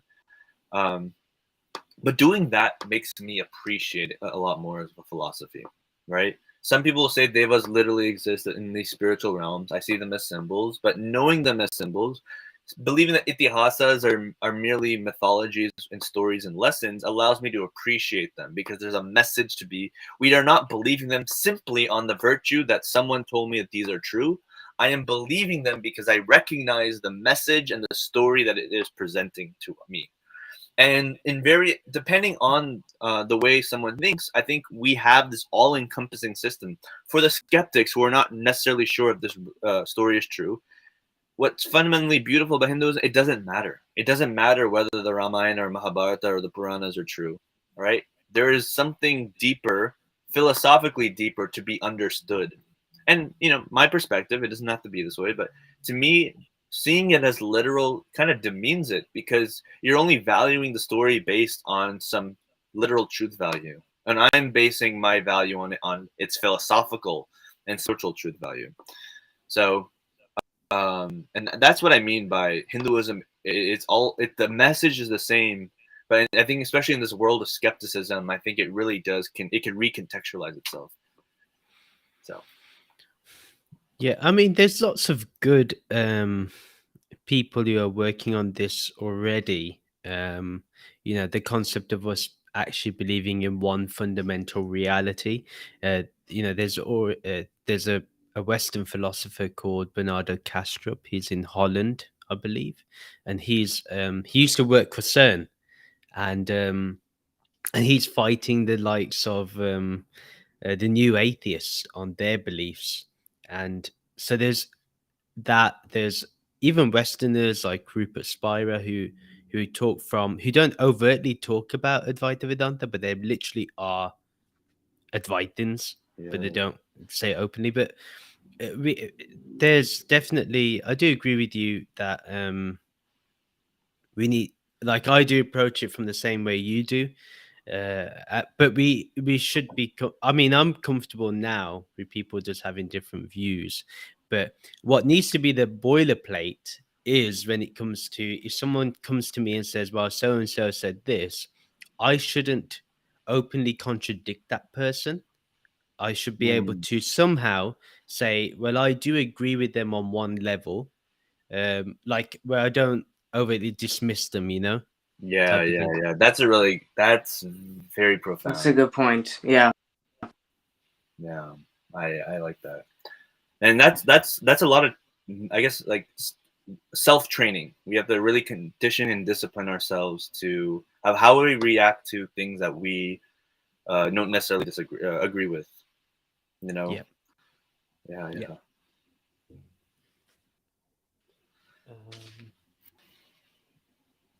Was there any other things that you want to discuss in terms of refining the message? So, the reason why I ended up having these interfaith dialogues in the first place, I didn't think I necessarily wanted to. I went live on my own, and then, man, I think I fought it off. But like, especially in the last year, I had all of these people telling me like, "Oh, cow worshiper, polytheist, shirk, you're going to hell, accept Jesus Christ," so on and so forth, right? And that was like the main, like more people were doing that, and there were times where there were hundreds of people spamming, "I'm eating your God," all of these things, right? So really hateful messages, right? And so luckily, I think I've done a good job where someone comes up and people are trolls. They want to talk to me because they think like, oh yeah, it's very illogical. And I think having those discussions and kind of, I want to say like I've definitely calmed down the hate, and I think that people are less wanting to challenge me on my own live now. I kind of like shooed them away. Yeah. But when we have I don't know if Manu's aware of Mahakal, our mutual. Mahakal, he's American. He sort of Canadian, I think. Canadian. Yeah. So yeah, he's Canadian. He's not Indian, and he sort of found Shaiva Siddhanta, the Dhamma tradition, and he's exploring that. And he's still new-ish, and he's like has a guru and everything. And he's learning, and he wants to talk about it. So he started going live as well. He was actually one of my community members. He ended up getting to 1,000 eventually, and now he's going live. And because they kind of shoot away from me, they're harping on him. And I think because he's a little more newer, he doesn't know how to take the hate. I know it's kind of messing with him. So I decided to come on and try to, and that's when this whole thing started, because I didn't want them to bully him. So I kind of came in to like defend him and defend our thoughts. And then, and that's when I realized like we need to refine our message, because it's getting a lot. And I think being able to respond appropriately, right? Disciplining ourselves, but also having a clear and stern message of what we believe is really important. So that's when people say stuff like that. And this is where it's difficult, because you're 100% right on interfaith dialogue is meaningless. But when someone initiates hate, you're forced in a position to have that, because I think you did a really good job, like just diffusing. Yeah, that was like really impressive. What do you mean? Like when I? No, like the way you handle the situation with the prejudice and the biases coming at you like on live, because they're trying to catch you. Yeah. They really want to throw 1,000 stones at you, and it's a test, right? And obviously, if you know your stuff, you're less insecure about it.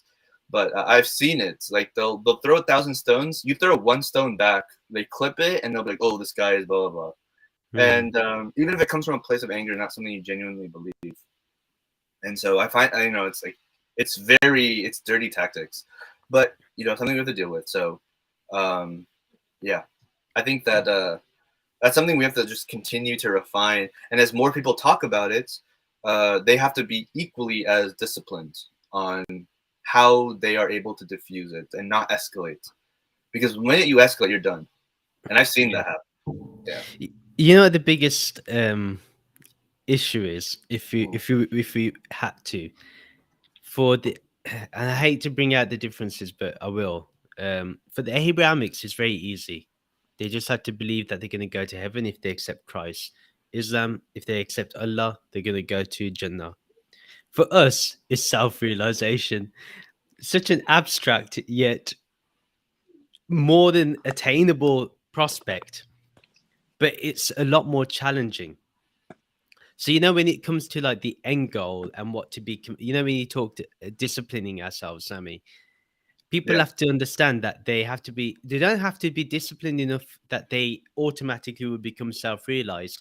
But just to say they're on the path towards self-realization, I think is an important thing to understand, because a lot of people can then use, oh, well, I'm not self-realized yet, I don't know. No. Just saying that you're on the path is enough to show your discipline. I just want to make that a very nuanced point, because with the other faiths, they have something solid to go back to. But with something abstract with self-realization, it's a little bit more difficult to hold on to. But again, once you hold on to it, it's not going to let you go. That's for sure. But yeah, that's just something I wanted to Yeah. move forward. Yeah. And add to that is, I think we as Hindu creators have of the Abrahamic traditions, because I think like very typical, like you know, a follower of of those religions, my understanding about Hinduism. So what what that means is that the way I think about that is like, okay, so I fully understand where they're coming from. Perspective, I've read the Bible, I've read the Quran, like I've read all of that. Like I've gone through it, I've tried the law that they follow. Or like these are the what's it called? These are the guidelines. So then the way I kind of see that is, okay, so I have to have in my head, I'm not gonna put a name on it, but this is Hinduism. This is how I'm gonna compare Vedanta to this concept, but without naming it. So I'm addressing it without addressing it. Do you guys like, you know what I mean? Yeah, So yeah. without being like, like coming at them, it's like I'm addressing it, but I'm on it. Like that's kind of the way I think about it. I like that. Yeah. I wanted to bring attention to also a comment that Dimitri made, which I think is very interesting. And the reason why I say it's interesting is because Dimitri has come from a Western background and has entered into Dharma. Very strong in his conviction, and that's all down to him. But his point is very important. That how do we become? Like, I don't even know anyone part of my local Hindu community, to be honest. There's so many mandirs here, but it's just I think the only times people even know that there's anything remotely Hindu is Garba, to be honest, and that's because of social media. so, so that's the only time the Hindu community comes together. But it's like, how does someone like me, who's more of an individual content creator, gonna go to a temple? Like, I think of that too. Like, how would we even engage with them? I mean, I was thinking like to a gurdwara with my friend and just document it, because like I don't want to learn more, so I was thinking I should do that and document it and post it on TikTok. No, I actually. Then, yeah. Yeah, I actually have footage because I had the same idea. I only went, when I was in San Antonio.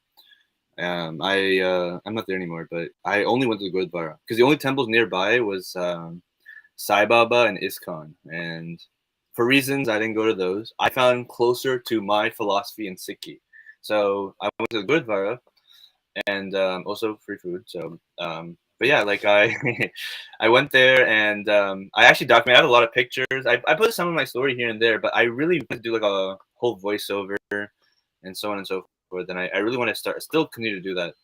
And I think that's a really cool thing to do. That, I think, it brings me to another part that kind of talks about refining our message and building a community, is reaching out to, I know there's some tensions, but I really don't think the philosophically minded actually care about that, is to reach out to the Sikh community and just compare and contrast. Talk about our spiritual. Rahul comes from a Punjabi background, you know? And so, I have already spoken to two Sikh people, obviously Thakurji that we know about, and also Guru Upma. He's also a TikTok content creator. I got him to speak on my Conversations with the Bearded Mystic podcasting. So I have engaged with them, and they're cool. My only thing is and what we need to do smartly, because remember, there are issues, like if you ask them personally, the Sikh community is going through the same thing we're going through in Yeah. terms of engagement. Yeah. You listen to Nanak Nam, he's having to say we need to go out of the Gurdwara now because what's being taught there is very different to what's being taught, what Guru Nanak Ji taught actually. So I Yeah, think that Wow. I want to say real See- quick. One of my, I think, a really highlighted note. Sorry, I apologize for interrupting. Is he was talking to Jay Sean. Jay Sean comes from a Sikh background. You saw that video and how Jay Sean had the completely wrong idea of God. He's like, man, I should have prayed for him whenever I'm feeling down and need a strength. And God Nam is, if that's how you think about God, call me an atheist. And I was like, wow, and it's so interesting. And again, he went on to describe a very Advaita Vedanta, Advaita, I won't say Vedanta, Advaita yeah. understanding of the book of yeah. Okay, so this is a question then, Sammy, because now you've got me thinking. So you mentioned Nanak Nam and Jay Sean. There's Nanak Nam who's really spiritual. Then you have Jay Sean who's very culturally a Sikh. Yeah. So how would you say that we would chat to people like you did? You spoke to, I forgot the name of the young chap. Was it Vishal or something? Vishal, yeah, Vishal. Yeah, Vishal, or 6'9", Gujju, yeah. Yeah. Like any of those. There's even that guy, Janak and Vishal. They always come up on my For You page. Like, so like, how do we engage with? Like, we should be looking to have conversations with them. Yeah. So there's a cross section, like an integration of two communities. Such a good idea. That is such a good idea to have a good recorded live discussion with them. And then we can post it and be like, hey, we had Janak on here, we had Vishal, we had Guju, we had yeah. Man, that's actually very, very profound. That is something we have to really, really prepare for. That is very And I think and this is where I need to work on it. I get way too preachy. I think I did it already several times on here. Is that I go into rants and I want to give out as much information as possible, and that is not how people learn. It's like you vomit information on them.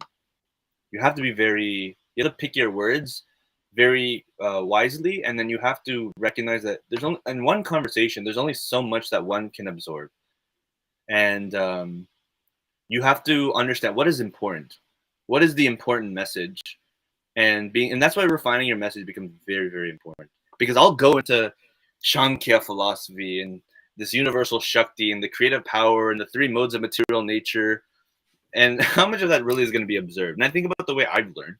I didn't learn this all in one conversation. I learned this over the course of years and you absorb one thing, you absorb the other thing after a while, and so. But yeah, that's a very good idea. And that's where a real refining of the message becomes very, very important. And I think it just happens through practice. Yeah, it does. Yeah. Well, I would give praise Nish so much for this. I've heard his Q&As and the answers he gives, solid, without a doubt. Solid answers. I don't know if he shares them publicly because I gave from his Patreon. And that's one thing that I do. I will support people on Patreon and make sure that they, I can give the bare minimum. So, I have these. So, so my thing is, but like I've heard his Q&As and he's very raw with people. He isn't the nice niche we see on TikTok. He isn't the approachable person that we all see. And I think, like, for example, if you met Swami Vivekananda in closed doors, you think he's going to be the nice, extravagant preacher that he is when he's talking in a Chicago address? No, he's going to be completely different. And I think that's something we need to understand also. So when we're talking to these more popular, the kind of content creators who are more culturally kind of in that space, we need to understand that we are experts in where we are, they're experts where they are. Yeah. And we need to be comfortable that when we're giving our message, that we are answering it for them. So they should be able to say if they don't understand, Sammy, they should say to us, I don't get it, bro. What are you saying? Like they should be comfortable. So creating that rapport, that approachability is also very, very important. Yeah. And you know, something we can, and this is part of and this is why I like our topics. Like one thing we can do together. I have this idea of making a Google Drive with content creators, and whenever we just have an idea, we throw it out on there, and it's a collaborative effort. Um, and different ideas, narratives are very important to talk about, and we can like be able to open up to how are we thinking? How can we word something? Like I can call Rahul at like, no, I'm just kidding, not 3 a.m. But but like somewhere, you know, and I can be like, hey, this is, or I text you and be like, hey, like this is how I want to explain. I want to explain God or Brahman, or this is how I want to explain detachment. What is detachment versus non-detachment? You know, those kinds of things. Um, and does this make sense to you? And I think it's quite difficult because you already know what we're talking about because we've had extensive discussions. We're on the same page. But I really want to know what the layman mind, how do they react to the messaging? And I think that's something like, it'll be difficult for sure. But I think that's something that we have to like continue to just test out and see, and really try to intuitively, or in some capacity, try to understand whether these things are making sense or not. And we were at their place at one time. Yeah. Like, I completely understand where they're coming from because, you know, like, for example, when they will say, oh, you know, we pray to God so we can get something, I wouldn't outrightly like criticize them for that point. I'll understand. Oh, yeah, you know, I did that before, but this is where it got me. You know, you can show them that you've been on a journey because people think that you become enlightened overnight somehow. I don't know why people think that. Yeah. But they think that they probably look at Manu's page and they're like, yeah, he's an enlightened being. They look at your page, they're like, he's an enlightened being. But they don't know, one, we're still on the journey, and two, we haven't even reached, well, I can only talk about myself. I haven't even reached 10% or even 1% of where I want to be. So yeah, I think there's going to be a lot of humble lessons we're going to be learning if we're going to communicate with them. Yeah, absolutely. Yeah, no, exactly. We're still learners. Yes. And I want to forever be in that state of just being a learner. I think we'll always be. It's impossible not. Yeah. But yeah, no, exactly. You know, one of the responses that people say, that Rishi says is that he always laughs, you know, at the idea of people are praying during final exams, finals week. Gotta go to Bhagawan. I've seen that TikTok trend, Jay Jagadish, always on finals week. But, you know, that's not wrong, you know. The temples are said to be the most busy during exam week, when the people are most desperate, the transactional spirituality. That's something we can all relate to. I think we can extend that relatability. Man, I've done it. I've done it in the most desperate situations. Oh my God, please help me. And then one of the things I like to talk about after that is this idea of a businessman versus gambler spirituality. We've talked about this, Rahul, like what it means to be a businessman, wanting to transact. A businessman spirituality is transactional, makes a contract with God. I'm going to do Hanuman Chalisa 108 times if you do this for me. Let's write the contract out. Boom. And then what does it mean to be a gambler in spirituality and to take risks, you know, and what does it mean for one's devotion to one truth and reality to Bhagawan to be unconditional love that goes both ways, and what that looks like. And I think, like, you know, being able to transition that and being like, this is something that, like, you know, that we like. There is no such thing as transactionalism, right? The goal is moksha, nirvana, whatever word you want to use, and that happens through the slow, the recognition. I can say dissolution of the ego, not the full dissolution, of course, but, you know, through the attachments or recognizing those attachments, recognizing what leads to dukkha, so on and so forth. Anyways, you know, and that's how you kind of get to the supreme message of how you escape samsara, right? The goal of our spirituality isn't to get A's on final exams through prayer. The goal is through prayer is to engage in dhyanam, and through dhyanam, I'm talking to too many North Indians. I say dhyan. Just kidding. Okay. But yeah, no, to getting into dhyan and then to to meditate, recognize what the nature of the ahankara is, and then from there, moksha. And that like sort of step. But like that's a very good starting point to get to the overarching understanding of Dharma, of all Dharma traditions, is moksha. So anyway, so those are things that we can talk about. I think those are things that we can refine. So yeah. And speaking of like the Dharmic traditions, for me, like I don't really make any between them in the sense that I feel like they all give people the room spiritually, and they all to some degree like foundation. So like some people say like the Buddhists, because they believe in the non-self, like that's like it's not a big difference. Like the Buddha's 8 limbs are like so similar to Patanjali 8 limbs of yoga. So yeah. Or the Noble Eightfold Path is what I mean. You know, for the me, Eightfold like Path, it's all Dharma. Yeah. the Eightfold Path is just like a professor. If a professor were to explain Patanjali Yoga Sutras, he'd be like, okay, so let's try to break this down into an Eightfold Path. This is how it's going to look like. You know, this is a very beautiful Kannada song, Chandra Chuda, right? It's a Carnatic song. And in that, you know, there's one of my favorite quotes is, he goes through the names of God, you know, Satyam Ekave, Ritam Ekave. He says, Shunyam Ekave. Shunya, 0 is 1. Or, you know, truth is 1. He synonymizes truth and reality with shunya, emptiness. And so this idea does exist in Hindu spirituality. And then this, you know, when we think about, I'm ranting again, but you know, the idea of there being a difference between anatma and atma, or shunya and brahman, is extremely superficial. And you know, shunya and brahman can truly be used interchangeably, and you'll get to the same message. And Nagarjuna, amazing Buddhist philosopher. I think he, more than anyone else, really hammers home this point.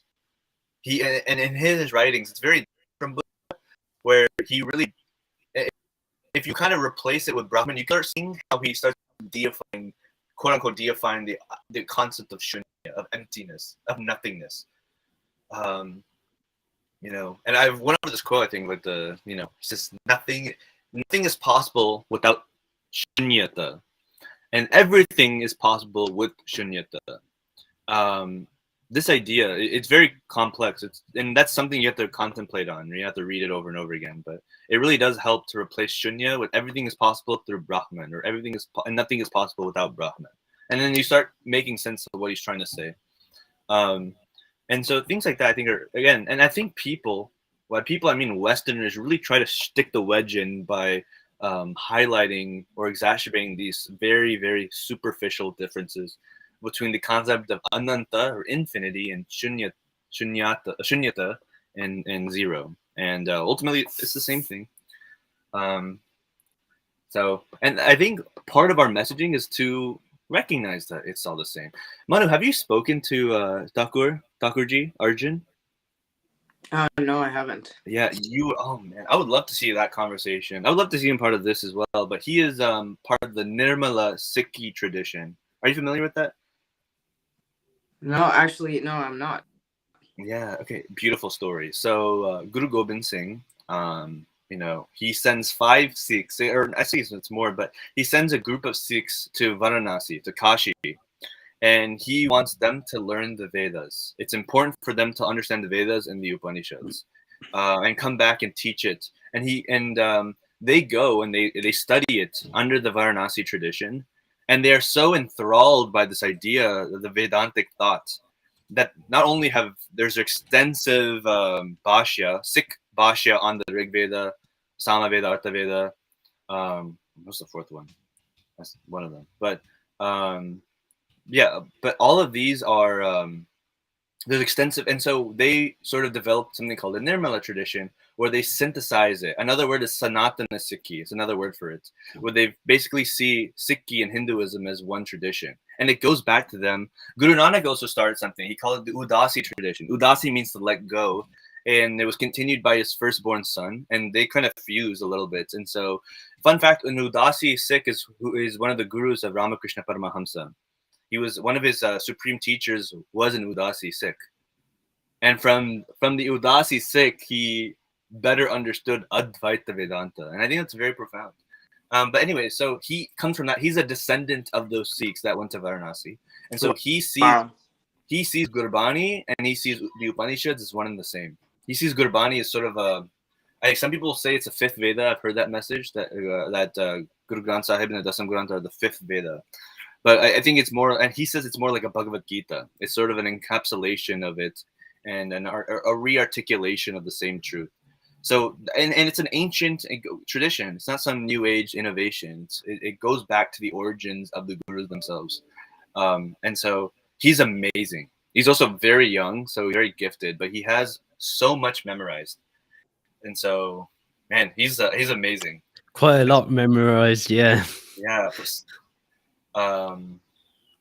But yeah, so he's fascinating to talk to. He has a Telegram, the Sanatana Sikhi, where he actually goes through all of the commentary. These are old commentaries where he kind of highlights that there was actually no difference. He actually says like the Sikh. Anyway, I'm not going to know history that much, but he says the Sikh Anglo Wars is when Sikhs started developing themselves as a separate tradition. But he goes through Bhai Mani Singh. Bhai Mani Singh is one of the companions of Guru Gobind Singh, he was killed by Aurangzeb. But he wrote so much commentary on Dasam Granth, and he's like, what is Guru Gobind Singh saying when he talks about Ik Onkar? Or not Dasam Granth. He goes through the Guru Granth Sahib, and one of my favorite things is the very first Mool Mantra. And it goes to Ik Onkar Satnam, and he said, this is, and I love the Punjabi names at the time. They say Vishnu. Instead of Shiva, they say Mahesh. And then Brahma, they say Brahm. I love the Punjabi little versions of all these Hindu concepts. But but he says like this is what he's talking about. And he says explicitly, there is no difference between Onkar and Omkara. Anyway, so there's a lot to explore, and so that's why I also want to start exploring the Sikhi spirituality and seeing how do they articulate the same philosophy and sort of understanding their messaging, not seeing it as different from our own, but using that as influence and inspiration of refining our own messaging. So, yeah. I'm really a believer in the Sikhi tradition. I really think that it really is, as they say, it is how you approach it in the Kali Yuga, in the Kal Yug, by refining and making it easy and focusing on Japnam. You're perfecting your Punjabi, Sammy. I heard you say Kal Yug. I apologize. I have to go. My brother here actually picked me up, so I'm gonna wrap up.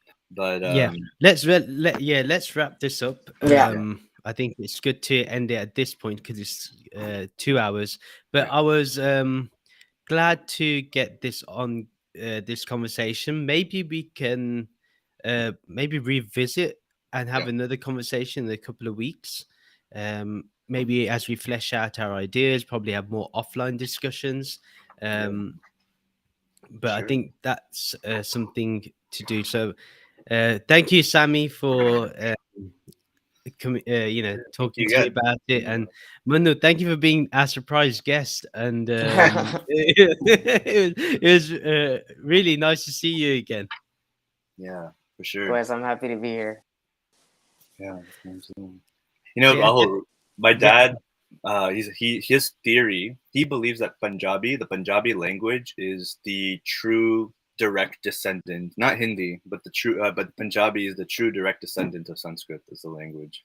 And honestly, when I think about it, it's a different rant for a different day. Maybe we could take time on it, but know what? You may not be wrong because we were listening to Jobbaisab, which is a text written. It's a prayer written by Guru Gobind Singh Ji, and at one time I thought it was a Sanskrit prayer. Oh, until I heard a few Punjabi words like that I could recognize. I was like, but a young kid next to me asked me when this was being recited by someone, is this a Sanskrit prayer? So that says a lot. So I do get you. A lot of lost translations you can find in Punjabi of how things ought to be pronounced. What quick example? I think I don't know. prolong this, but one thing is that they say things when we see onkar or ahankara or singa for lion, like sing. These are the correct way of how you pronounce these words, not simha as we do in South India, not omkara, not ahamkara. That's wrong. When you have a sunnah, you actually go by the kakagagana. You have that na, nya, na, and ma. All of that depends on it. So Punjabi actually preserved like what is lost pronunciation in other parts of India of Sanskrit words. That's true. That's true, because whenever some people say Arjuna, when actually it's just Arjun. That was the like the A is like it's a different way. It's like Arjuna, like that's the Arjuna is that's correct, Yeah. right? This way deletions whatever, but no. But even when they recite, when I hear it in kirtan and stuff, they say Arjuna. They'll say Krishna. In the proper way. Yeah. It's true. But so both of you, thank you for being here, and thank you for sharing your wisdom. Thank you to everyone on the chat, everyone that listened to it, and who will listen to it afterwards. Thank you so much, and continue this conversation. You can write in the comments. Do like this video. Do share it with people that you know. And until next time, I shall see you very soon. Take care, everyone. Bye.